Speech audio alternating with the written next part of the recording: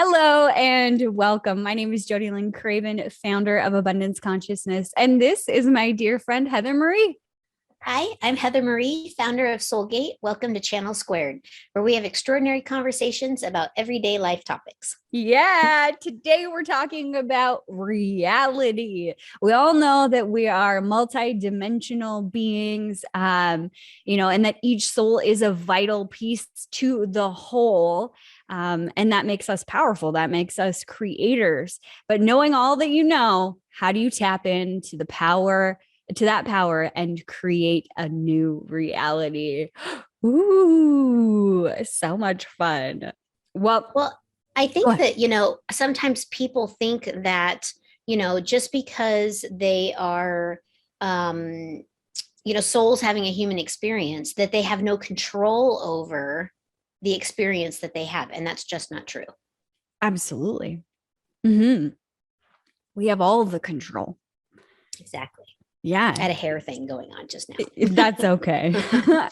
um, let's first talk about the experience and how important you as the soul. And when I say you as the soul, I mean every single individual one of you that is watching this right now, every single soul that inhabitates this earth is important, and probably not even just the people who inhabit this earth right now, but those who have already been came and went throughout their journey. Let's talk about how important each soul is. What's your thoughts, Heather? Well, I mean, when you look at your soul purpose, why you came here, it could be massive, just enormous, really. And that's fantastic. And then your soul could be here having the experience of experiencing the other person's massive, extraordinary thing, right? Mm-hmm. So, and I think that sometimes humans want to discount that experience, that soul that came here to just, bask in the experience of somebody else's great creation, Mm-hmm. you know, because the thing is that if there's a really great person soul that comes in that's like, I'm going to change the world, right? And they come in with this massive plan, and then here you are, this little soul that's like, I'm going to be there to experience your massive plan. And if you don't come in to experience the massive plan, who's there to see it? Who's there to experience it? And is it really then a massive plan? So, Exactly. sometimes I think that we get so hung up on, I, I'm not achieving greatness, or I'm not, doing this massive thing that's going to change the world. It's okay. It's not a bad thing. You're just one of the ones who signed up to just experience it. Yeah. And that is like, there's a freedom in that. Mm-hmm. And an importance in that, because like you just said, without those people to go through the experience, what's the point of the mission? you know Exactly. if you don't have anybody that you're helping or uncovering something for or whatever, there's a billion different purposes that we have on this earth. But I know that this is your work, Heather, that you help people figure out what their purpose is. And I'm sure that you've experienced this when you tell somebody you're here to experience joy. Mm-hmm. There's this disappointment on their face. Aw, that's it. Yeah. Yeah. Exactly. And what's hilarious about that is, if you're here to experience joy, what a fantastic gift. Like, Right. dude, you came here to play. you know, that's a hell yes in my book. Right. That's way better than the alternative of, I'm going to end world hunger, or I'm going to, teach everybody, I don't know, whatever they're going to teach. Right. But like, it's, it's awesome and amazing in its own right to be in the experience of, I came here to experience joy. I came here to, I had a client this one time. I'll tell you the client story. and I think I've told this story once before. She ran around with a lot of very powerful, influential, like world leaders. Like these people are changing the world as we know it. They're developing programs that are, assisting the climate, assisting humanity. I mean, just they are like, the big fish to fry, right? These are the big cats. Yeah. And she runs around in this circle of friends, and she is, she comes to me and she's like, Heather, I just don't know what my purpose is.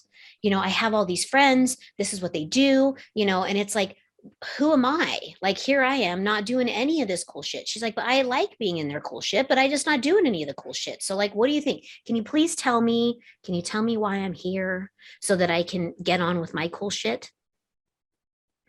Yes. Yes, I can. Yes, I can tell you that. And so we channeled her high self and her master guide, and they told her, you're not here to change the world. You're here to enjoy life. You're here to find a partner and raise some souls, some children, bring in some children to experience the greatness that is around you. And you have attracted these people to you because your soul is actually this greatness. But that's not your purpose here this time. Your purpose here this time is to support and to love and to lead your friends with your admiration. And you're just here to have fun and enjoy the world. Mm-hmm. She just looked at me, and like when I came out of the trance, of course, she was looking at me with tears in her eyes, and she was like, that was such a huge relief to know that I'm just here to be a human. Yeah. She's like, I don't have to feel bad anymore because I'm not this high performing, guru of the world. Mm-hmm. Yes. And I want to just hammer in this point that the souls on the earth at this time that are here for just that, the experience of being a human, the experience of joy, to watch the big show, to take, to be a part of someone else's experiences, they do someone great, whether it's support or something like that. Every single soul has equal importance, because who's going to be there again to experience it if those souls weren't.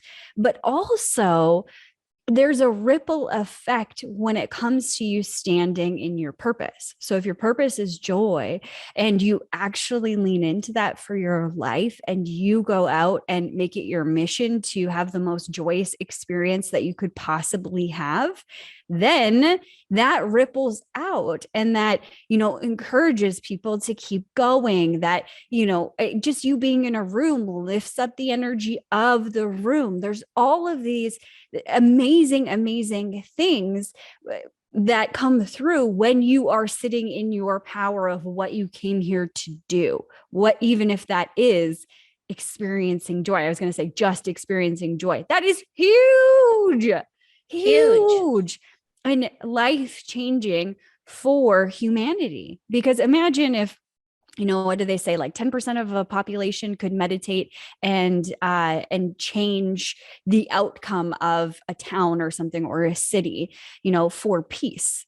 Well, if 10% of the population, or even, a fraction of the population, experienced joy at new levels, like that was their mission, is to find the most joyous experience. Imagine the world that we would live in today versus what we have. Huge exactly. difference. Huge, massive. Yeah, huge, massive difference. And I want to say that because I think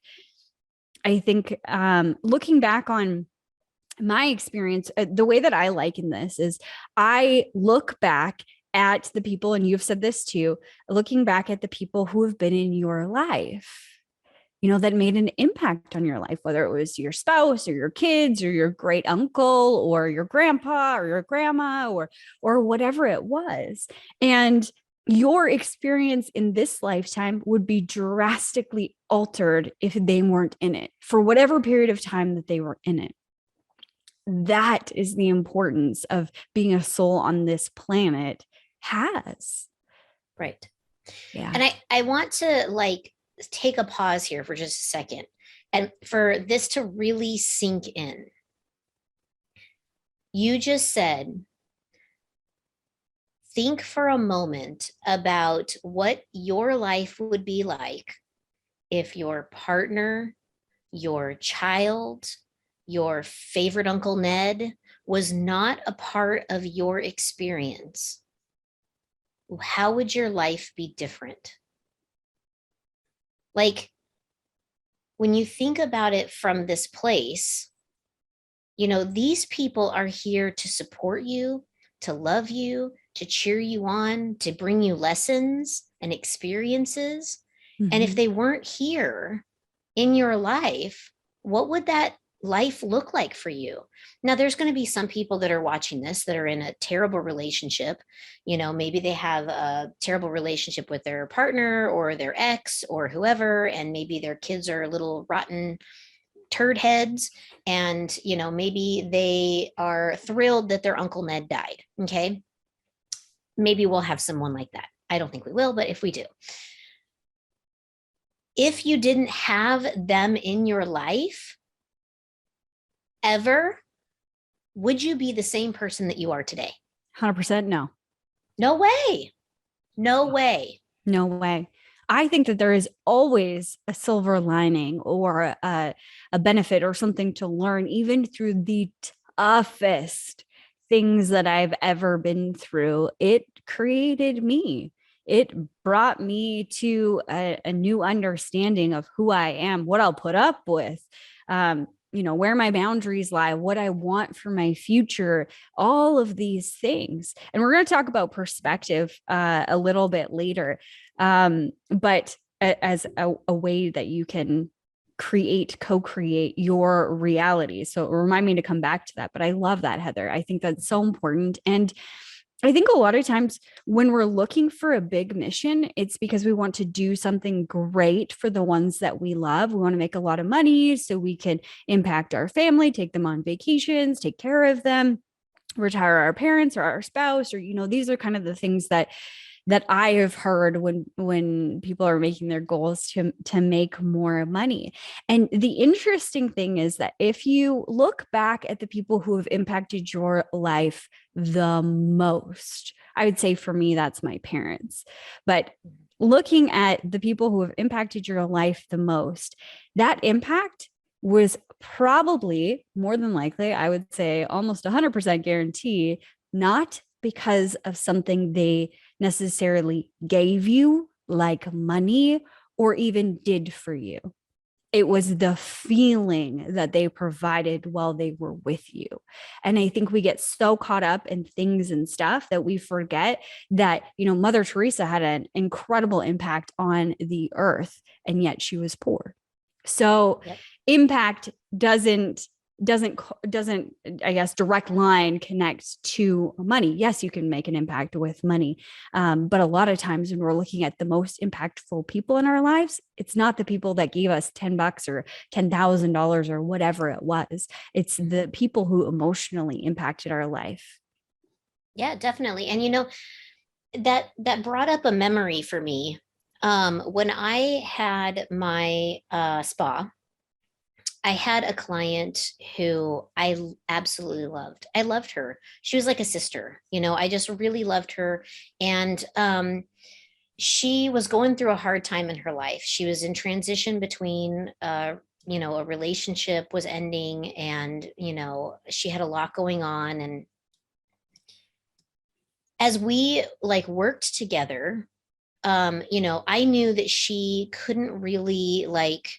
didn't really have the financial means or the space to pay what my fees were, and she needed her skin to feel beautiful. She was going through this whole age thing, she was feeling old. And so I was working with her skin and getting her to feel, better and more youthful. Anyway, fast forward, she sends me a text one night, and she's like, oh my gosh, oh my gosh, oh my gosh. It's like 11 o'clock at night. I just got carded. I can't even believe it. She's like, 50, Best feeling in the and world. yeah. And she was like so excited about that. And I was like, oh, that's so good. I'm so glad I'm helping her. And so, she racked up quite a bit of like debt with me financially. And so for her birthday, I just wiped the slate clean.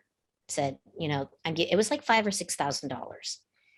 I didn't have to do that. I could have just let it continue to pile up, but I was like, you know what? I'm going to give her peace of mind. So she doesn't have to pay this. She just knows it's gone. And so I did this. And then, you know, we've got busy, we couldn't get the schedules coordinated and whatnot. And later on, I hear through our hairstylist, who we both saw, that when it came down to it, she was like, she says, I know that Heather did a lot for me, financially with my skin and all of this, but she says, I can't tell you how much the time that we spent together meant to me, to know that I had somebody who was there just listening to me and giving me guidance and supporting me in such a beautiful way. Wow. The time and the care of just having the conversations was more valuable to her than the money. Yeah. I wonder what the statistics are with relationships. I know that money is a really high factor in divorce. But I bet you time together is also a huge factor. And a lot of people Huge. use money as an excuse not to spend any time. Uh-huh. We're not talking about that today, but it's just interesting things to think about when you're creating your world.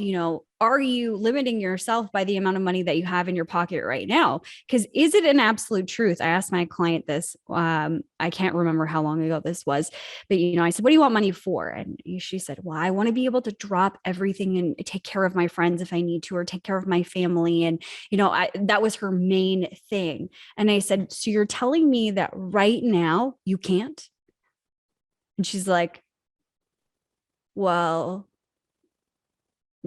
no, I guess I could." I'm like, "Well, you run your own business. So who makes your hours?" "Well, I do." "Okay, so you could." "Well, but you're not."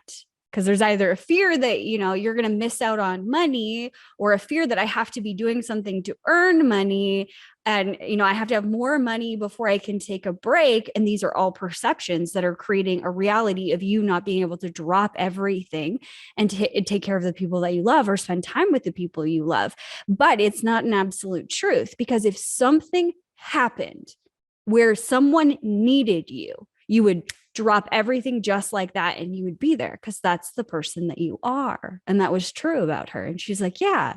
So seeing that different perspective, seeing that she was creating the reality of not enough money to do these things and the lack of freedom was monumental to her, because then she could choose a different path. Well, what is stopping me from actually doing these things? And is it absolutely true that I have to have this before I can do this?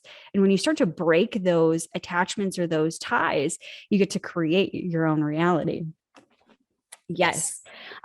Victoria asked a question, and I do want to go through that, but I want to take first crack at it if you're okay with that, Heather. Yeah, please. Okay, amazing. So Victoria had asked, how does one know? And she goes on to say, I don't know my purpose. I think living life without knowing. Okay, so for me, purpose, and this is just my experience of how purpose landed into my life. When I look back, I can see it. Like, I can see how I turned left here and turned right there, and walk 10 paces and take a left at this road. I can see how everything I did came to this point and was on purpose. But in those moments, I didn't know. So for me, I was following my drive and my passion. My drive early on was to help people in this safety capacity, and that was my job. I was an oil field safety person and I consulted internationally, completely different than money, right? And that gave me a lot of confidence. It led me through these periods of ascension, and then I went into my brokerage business because my whole life went south financially with the 2008 crisis, the great financial crisis, and my house was worth about half of what I owed on it. And I was in a really abusive and toxic relationship. So it was stay and put up with it or go. And I chose go. So I was hungry, curious, and, just following this drive to understand money. Then I left safety and I was, in the brokerage business doing that full time. I built that. That was everything that I was doing. And then I felt called to understand how the mind works and how energy works and how to go within really about how, we're connected to the energy behind money and how we block it or we call it forward. So literally my whole life, I have been doing something that had some sort of capacity with leadership, with teaching, and with money, maybe not in my career, but money has always been that factor for me. I was always learning, but I was driven by this curiosity piece. And when I started channeling the abundance codes that I teach in my practice, in the Fluid Money Blueprint, I thought that was it. Literally, Victoria, I was like, I am meant to teach people how to consistently attract more money into their lives, how to detach from, feeling gross about money and feeling scared and anxious and all of this stuff, and finding peace and really stepping into enjoying their life. And as a result, having more money flow to them. I thought that was it. I thought that was huge, as it was, because I wasn't hearing people talking about all of these things. And then I had my very first session with Heather Marie of Soulgate, and my mind was like poof, poof, blown all over the ground. So I was then told the entirety of my mission, which is, the freedom bringer and bringing in the new financial system, basically, essentially the financial system of the future. Sounds absolutely ludicrous. And that's how I felt when I heard it.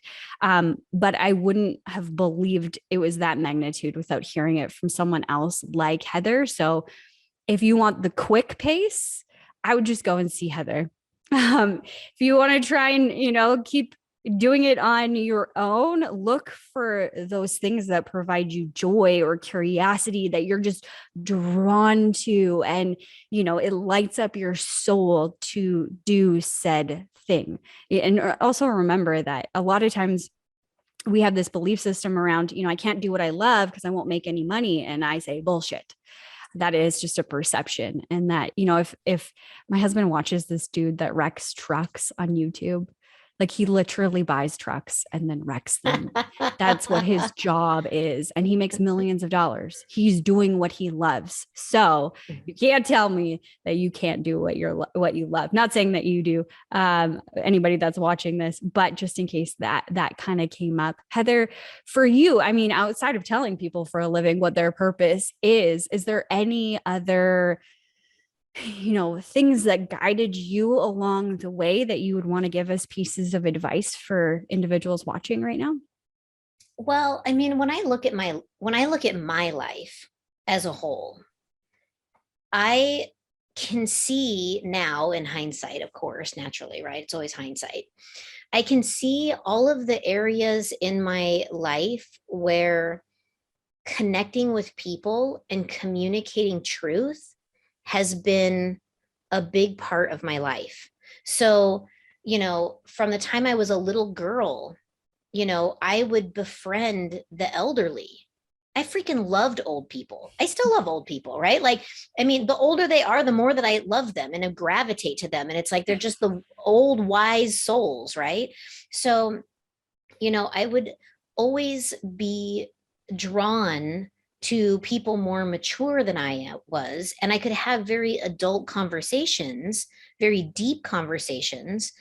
And I feel like, if I look back now, it's like, I've been doing this all along. I just wore a hat of a little girl and then a student and then, an esthetician and then a tattoo artist. And then, I, wore a CFO hat for a while. So like, there's all of these different hats that I've worn, but deep down underneath all that bullshit, I was just a communication being. Yep. I communicate between worlds. That's it. And I've always been that.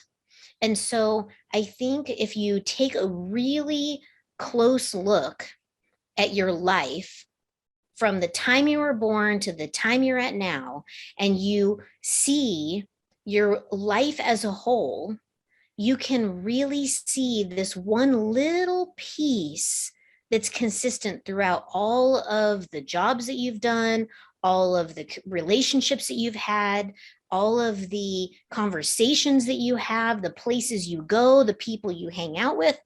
Like, you see this one little string connecting all of these things together. And for me, it was always communication. Mm-hmm. I always loved talking to my mom and dad about like everything. They're like my best friends. I call my dad almost, if not every single day, just to see what he's doing, Yep. just to talk to him. And for me, the word speaking, communicating, having that energetic exchange, that to me is like the juicy gold of life. Just love it. I just love it. I freaking love it, man. So, for me to, channel this information for you is yes, absolutely. Like this is what I do. That is one of the questions that 99% of my clients ask is, why am I here and what is my purpose? And it's something I really encourage you to ask if you have a session with me, because, I think that it's liberating once you know, but on the other side of that, don't live your life differently because of it. Mm-hmm. Sometimes, my clients, they'll get so caught up in, well, what do they think? What do they think? The beings out The here, other side. the other side. We swap out society for, the big guy over there. Exactly. Which is, I can understand why. I mean, these guys, they have a lot of cool information and it's sort of rad to hang out with them all day. But the reality is that you're here on the golden ticket. This is Willy Wonka's chocolate factory. You've got the golden ticket. Like, get here and try all of the shit, because this shit doesn't happen up there, right? Or they're out there in the ethers. Yeah. So, like, you being a human is the experience. Mm-hmm. You channeling what your purpose is and why you're here. This is just a nugget of information, that you came in with that you forgot. Yeah. 100%. Yeah. And regardless of what it is, whether you're just here to smell sweet, sweet flowers and go for walks in the rain, that'd be pretty badass. Whatever it is, each is equally important. As we were prepping for this conversation today, Quinn said, and I want to give him credit for this. So he said, we're all God trying to learn about ourselves. Exactly. Isn't that the truth? It so is. It so is. And, whatever your purpose is, or whatever the reason is that you came here, the most important thing is that you're here. Yeah. And the reality is, here's your reality check, is that you are here to experience being human.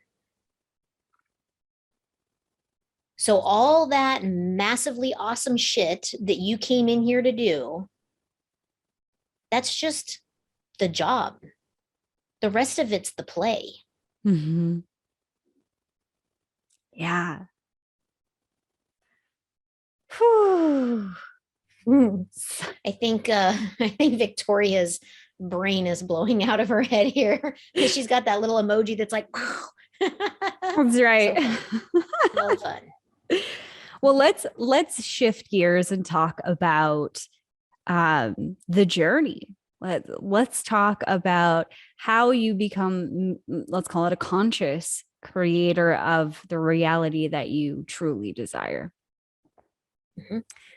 For me, this, this is, it sounds so basic, but it dropped in yesterday. It was interesting. Me and my husband went for a drive to go get water. And I was just thinking, and something that had come up in a healing session I did yesterday was these shoulds. And it's really interesting because there's two things that she said. There's a lot of like should energy. I should be doing this or I should be doing that was stuck. And I was like, oh, okay. And she's like, you're very driven and you've got too much on your plate right now. So you need to take some stuff off. And, I appreciated the energy healing. I found a lot of value in what she did. And as I was driving home, I found myself feeling bad. Like, oh shit, I'm doing it again. I used to have this really bad habit of just destroying everything in my life.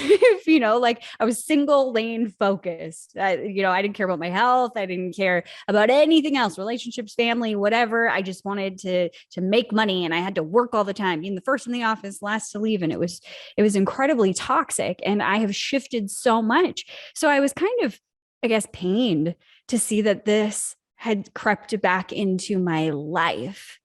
And it wasn't until I was having this drive with my husband that I started thinking about that and was thinking, JodieLynn, you are not the JodieLynn that you were even 5 years ago or, a year ago. And this is what came through, is that it's the constant evolution of self. We're in this constant journey of finding ourselves, like Quinn had said, figuring out who we are. And, I said this to my husband, that the people, old people, they have no filter, some of them. Oh, yeah. No filter. That didn't just spring up one day that they had no filter. And it's just because they're old, they just don't give a care in the world. They just don't care anymore. It's an evolution of themselves. It's the evolution of the trauma that they've been carrying. And instead of dealing with, they keep bringing forward to the present reality and recreating over and over again. It is the, things that they said that, or ways that they operated that they got stuck in and they didn't know how to get out of, or didn't try to get out of, or belief systems that they've locked themselves into that don't actually serve them, but they didn't decide to, take a look at any of that stuff. And as they evolved, it got deeper and deeper and deeper and deeper. And now that's why they have no filter. It's because this is decades, 40, 50, 60, probably 70, 80 years of humanity that they've lived through being like this, that you're seeing. You're not seeing just who they woke up as today. And the opposite is true. When you are evolving and changing, you can create that new reality because you're choosing in this moment, how you're going to show up next. You're deciding, do I not necessarily like this piece of me, but curiosity, why do I operate this way? Why does this bother me so much? Why am I so attached to this, that, or the other thing? And then choosing what serves your highest and greatest good instead of falling back into that old pattern. It's just simply an evolution. There is no destination. It is the journey, this moment that you are meant to have and meant to be in. What are your thoughts? Well, it's like, as you were talking, something came up for me about, I did a lot of mindset training when I was first like really jumping into my spiritual development. I think that oftentimes as human beings, we start to think, well, maybe my brain needs work. Like maybe I've got something wrong with my brain, that I'm thinking so differently than the rest of humanity. I'm not drinking the Kool-Aid that the rest of humanity is drinking. So there must be something wrong with me. So I'm going to go jump in and get some mindset training. And one of the things that I had done early on at the recommendation of my then business coach was Landmark. And one of the distinctions that I had picked up in that training was about past and present, and about how you can continue to live your past on repeat over and over and over again if you continue to think about it and you call it forward. So if you look at your past and you go, that's in the past, it's behind me, I don't need to think about it, worry about it, I don't need to dwell in it anymore, because I am not willing to create this here again. So sometimes people get so hung up on the past, what they did in the past, who they were in the past, the types of relationships they had in the past. And so they end up recreating, because we are creators, they recreate their past in their present. And on the flip side of that, you have these people that are like, what's next? What's next? What's in the future? They live so far out here in the future that they're just like, when I get here, I'll be happy. When I do this, I'll be happy. When I make this much money, I'll be happy. And so they're always looking out here for the happiness or for whatever they are going to be. And the reality is that yesterday is not here anymore, and tomorrow may never come. So the focus should be on right now, this moment, because this is the moment in this timeline that you have, just this moment. And it's now and now and now and now. And so I think that, if we can just, when we have memories of the past, and you think about them, be like, oh, thank you for the memory. That's complete. When you're thinking about the future, okay, I want to plan these things because I want to make sure that, I have enough money when I get older, and I have enough of this, and I want to plan my vacation for, July. So I'm going to go ahead and do that. Yeah, that's all stuff in the future. But right now, while you're shopping for your trip, you're like, oh my gosh, this is so fun right now. I'm like shopping for a trip that I'm going to take in 6 months, and this is going to be so great. And so you're here in this moment, enjoying this moment of doing what you're doing to prepare for that later. But you're not so focused on it that you forget that, hey, in this moment, I need to drink a glass of water, or I need, like my body needs to be outside in the sunshine. Can I book my trip while I'm outside in the sunshine? Because that's what I need. It's about right now. What are you doing right now that is creating your reality? Yes. Boom. Huge. And I think a lot of times, for me, a lot of my life, even though I was super aware of so many things, taken, personal development courses, learned about my mind, did journaling, all of these things, I was so unaware of why I do the things that I do. I had never asked, why do I get up at 5 a.m.? Because somebody told me. That when I started asking that question, why do I feel it has to be this way? Or why do I think it has to be this way? This is a part of consciously creating your reality. So a lot of times we feel this friction or this anger, frustration, whatever it is, because we haven't consciously chosen why we're doing things. Somebody has told us we need to do it like this, and we're bucking against it. We don't want to do it that way, but that's the only way to do it. No, it's not. But if that's what you believe, then your brain is going to continue to bring you through that process. So why am I doing it this way? Why do I wake up and the first thing I do is open up my cell phone? Like, why do I feel this, anxiousness when my cell phone rings and I don't have time to answer it right now? Or I have 10 emails in my inbox and, I haven't gotten back to them in 3.7 seconds. Why do I feel that way? Why am I doing what I'm doing? I found even last summer, I'll see shards of this come back into my life to remind me. Last summer I found myself like sitting at my computer and like twiddling my thumbs, like, oh, what should I do now? I love going outside. In Canada, we have like 2 months of summer. It feels like 2 days. It's not very long. So I want to be outside. I want to enjoy the sunshine. I want to get a tan. Like I am naturally brown. When the sun just hits my face, it just automatically turns brown. And I like it. I love it. I love being outside in nature. I love being with animals and all of these things. And yet, because somewhere I was locked into this limitation that I should be doing this instead of following my highest desire. And for me, one of the biggest things that has helped me co-create or become a conscious creator in my life is not locking in.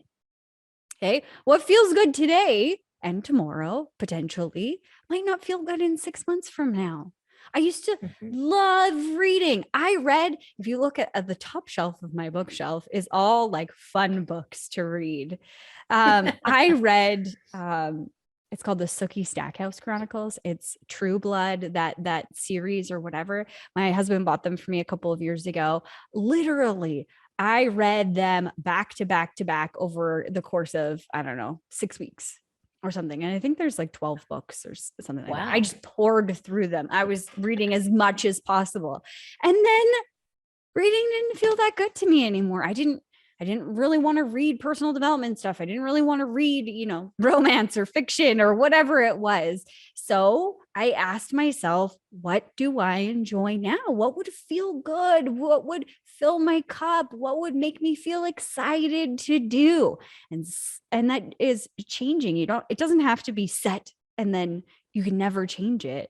I think that's also the evolution of a human, is learning that you're constantly going through these cycles, like the earth, like women, like everything, like the moon, like everything in our world. There's these cycles. So honoring where you're at, for sure. Yeah. And I think that is really important, that you honor where you are right now. Where you are now and where you're going to be 6 months from now could be entirely different. I used to be an avid slackliner, to the point of like, I had a coach and, we were learning to do tricks, and I had a, slack line in my backyard, a trick line in my backyard. And, I invested a lot of my energy and love into this sport. And then one day I just was kind of like, I don't know, kind of bored with it.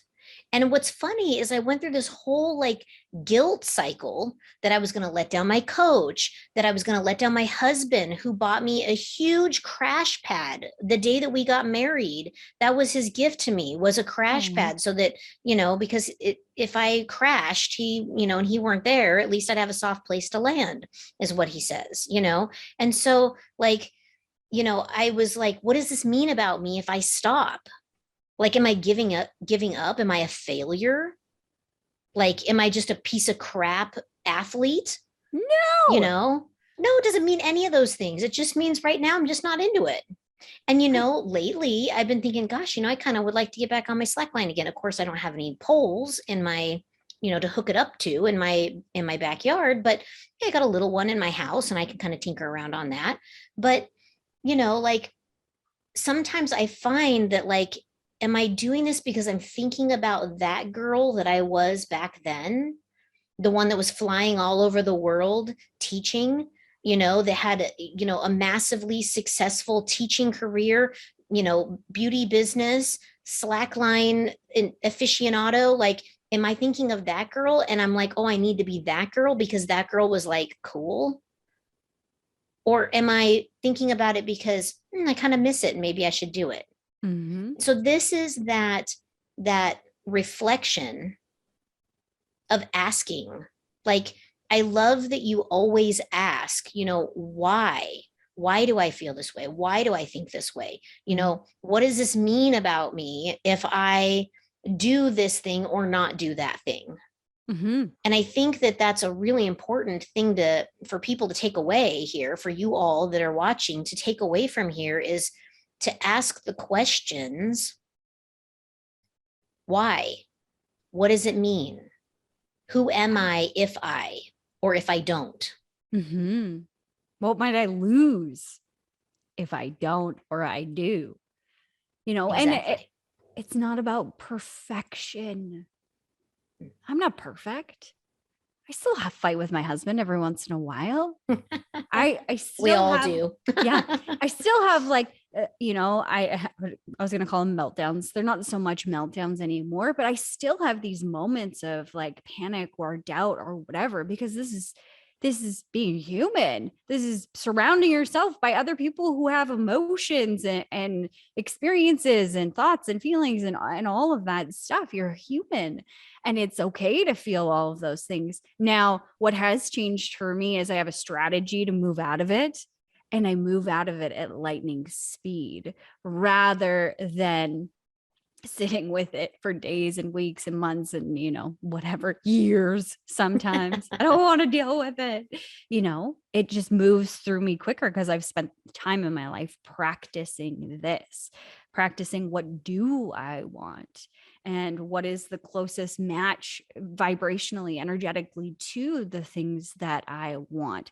What would light me up? There's so many times that in my past I used to do things for other people, and I catch myself doing this. That's a part of, I think being a woman, a lot of times we get into that, being a good girl and yes, and pleasing. And I'm sure men do as well, not just women, but I know that I have fallen into that, and I know that I have a, people pleaser, part of my attitude or whatever personality, that's the word I'm looking for. So I have to be very careful. Am I doing something because I want to, or am I doing something because somebody else wants me to, or somebody else said that I should? Or am I trying to live up to some expectation that I unconsciously set? Where do I think I should be by now, and because of that I'm shit? Right. These are all conversations that I have probably on a daily basis. This is what I love to do, is dissect what I'm thinking and why I'm thinking about it. How do I see the world today? Yeah, It's totally. fascinating. I think that, that's another really good point is, when we compare ourselves Mm-hmm. to other people, like, I mean, I'm guilty. I'm guilty of this totally. I look at, the fact that, I'm 43 years old. I don't have children. I want children, but I don't Mm-hmm. have children. So it's kind of like, all my friends that are my age, they have teenagers. They're teaching their kids to drive right now. And here I am, been sitting on the fence going, well, I want to wait for, to find a husband. And, when I find a husband, then I will, have a family. And that was really important to me. I really wanted to, have a partner to raise children with. Yeah, you wanted a So family, not just a child. exactly, Not exactly. that And not that so, you can't have a family like that with one single parent, but you had an no, idea in your exactly. mind of a family.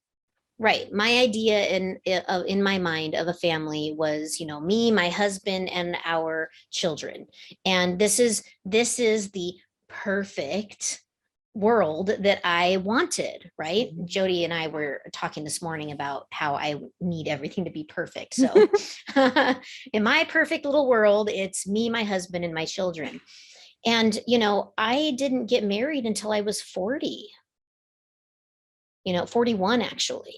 So, like I I'm later to the party than what all my friends were, you know? Mhm. And when I look at their life and I go to compare my life to their life, sometimes I'm like, damn, I suck. What the hell? I'm like lazy Susan over here that's not getting anything done, But the reality is my journey is different than their journey. Mhm. I had a lot of wonderful experiences in my life building empires, doing cool shit, traveling. Like, I've done a lot of really wonderful things in my life. And I wouldn't, if I had to do it all again, I would do it exactly the same. I have no regrets at all whatsoever. And I know that when the time is right, we will have children. Yep. It's leaning into that faith piece that what is meant for you is always meant for you, and allowing that to be. When I went to this energy healing yesterday, she said there's fear around you having, like, letting go of having kids so that you can create space to allow it to come. How we like death grip things. I didn't think I was really that death grippy with children. Like, I need to have kids. I've done a lot of work around this of letting it go and allowing it to come, and really having faith in faith. And so I was surprised when she said that fear. I'm like, okay, fear. And what it was really is that I was afraid that if I let it go, like if I just surrendered and said, Jesus, take the wheel.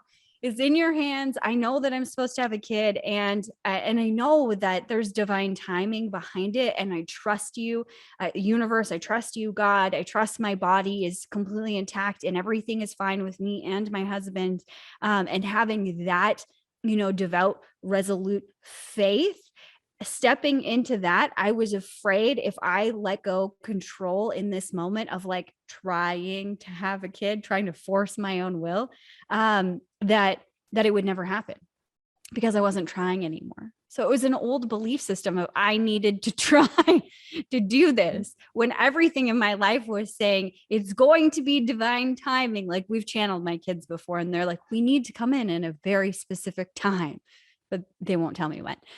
So I'm working on surrendering to that because I don't know all of the answers. It's okay that I will be provided for more than I ever thought possible. And it will be even better than I could ever imagine. It's huge. Even better. Even better. Yes, absolutely. Is there any other tips that you want to touch on today for, creating the reality that you truly want? I mean,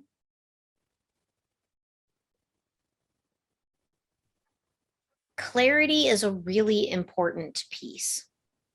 If you're going to create your experience, you probably should be a little clear on what that experience entails.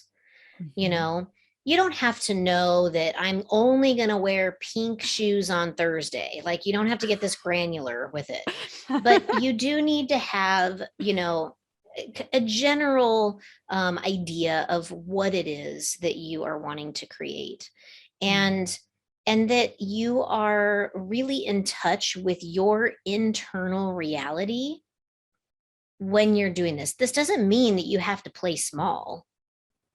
No. You want a freaking mansion on a cliff overlooking the ocean, by all means, put it out there, right? Yeah. And then wait for it to arrive, But you have to be clear that you want a mansion on a cliff overlooking the ocean.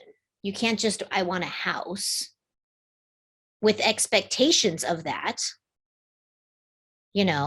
You can't be like, I want a house, and in your mind, you're thinking of the mansion on the cliff overlooking the ocean, but you're telling the universe, I just want somewhere to live. The universe is like, hey, I know, let me get you a VW bus for cheap. You can live in it. It can be your house, and you can take it anywhere, right? Any cliff you want. Any cliff you want. That mansion is now a VW bus on the roadside next to the cliff overlooking the ocean. So, you got to be clear on what it is that you actually want. And I think that goes back to, having that reality check, looking at yourself, looking at, why, asking the questions so that you can gain the clarity for yourself. Everybody has the ability to do what I do, to do what you do, right? we all have these abilities. We all came in with them. It's our soul's birthright. We just forgot how to use them. Mhm. So start here. Start with asking yourself the questions. What do I want? Why do I want it? Exactly. And being okay with the answer. Whatever comes up through your head, don't chastise yourself over it. That's okay. Let me tell you something really silly that I used to believe. I wanted to move away. I wanted to move out of the province, out of the country. If I could have moved to the States, I would have. I wanted to move away. And I actually looked at moving my brokerage business, starting a new brokerage business in the province next to where I live today. And it didn't end up working out. My mentor was going to go with me with his girlfriend, and then he ended up quitting the business entirely and not telling me. And then it was like, okay, so I guess we're not moving. Oh, okay, great. Oh, no. But when I did some reflection on this, guess why I wanted to move, Heather? Why? Because I felt like my family would pay more attention to me and give me more of their undivided time if I didn't live here. Wow. Yeah. So instead of asking them, like, Wow. hey, could we spend more time together?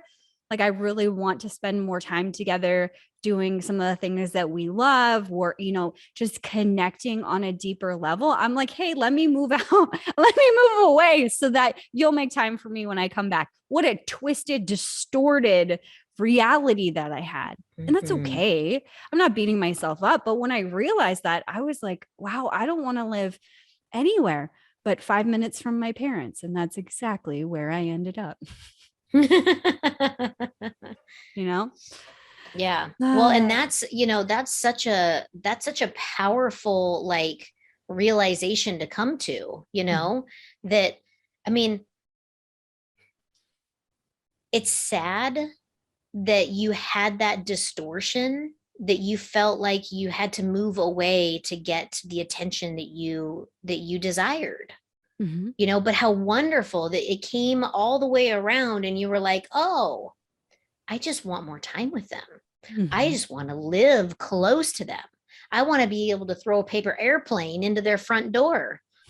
Not quite, but almost. Yes. Yeah. But the interesting thing about all of that, and I know we're running out of time here, but the interesting thing about all of that is I was creating the distortion based on this perception. So the more that I leaned into, they don't want to spend time with me, they never make time for me, they don't pay attention to me, they don't love me, all of these things, the more I created that in my reality, and the more that I saw it, that they never had time for me, they never paid attention to me, all of these things.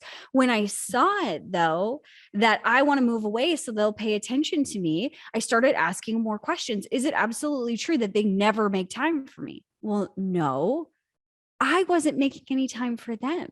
I went from having this tumultuous relationship with my mom where you should kind of pick on me, and to, she called me on Saturday when they're coming back from vacation. She's like, I saw you on the security camera and I just missed you so much. I wanted to come home. Oh. From one extreme to the other. Like, she's literally one of my greatest friends now. I admire her so much. And I needed to see that I was creating those distortions in my life so I could create the reality that I wanted. And that's what this episode was all about today, was creating the reality that you desire. So to kind of sum things up, make sure you're asking yourself questions. Question everything that's going on in your life to see, if you can see a different perspective, that you can, lean into something that is more in line with where you want to go. There's always another perspective to look at how you're doing things and why you're doing things. And really, like Heather said, gain that clarity on what is it that you truly, truly desire. And then you start taking steps towards it. Any final words, Heather? So the title of this episode was Reality Check. And I want to break that down because reality check has always been, like get real, sister. Okay. But let's look at it granularly. Reality. What is the reality of what is occurring? The only way that you can determine what is really occurring is to check it. And that is reality check. So have your reality check. Boom. Mic drop. The end. Amazing. If you like this episode, make sure that you share it with your friends, that you have clicked that like button. We appreciate you coming and spending the last hour with us. Next week, we will be back on Tuesday at 1 p.m. Pacific, 2 Mountain, and 3 Central. Yeah, I got that right. Amazing. And we are talking about energy, how our energy speaks before we ever say a word. So make sure that you pop that into your calendar so you never miss us again. See you guys next week.